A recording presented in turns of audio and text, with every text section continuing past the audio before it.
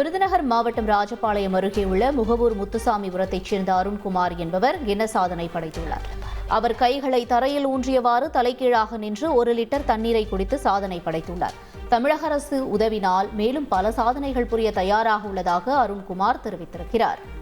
நான் இப்போ சமீபமாக 2 கின்னஸ் சாதனை பண்ணியிருந்தேன். ஒன்று 26 செகண்டில் தலையில் நின்று தண்ணி குடிக்கிறது, இன்னொன்று 25 செகண்டில் தலையில் நின்று ஒத்தக்கையை ஊனி குடிக்கிறது. ஸோ இப்போ பார்த்தீங்கன்னா ரீசெண்டாக அந்த 2 சாதனையும் நானே முறியடிச்சிருக்கேன்.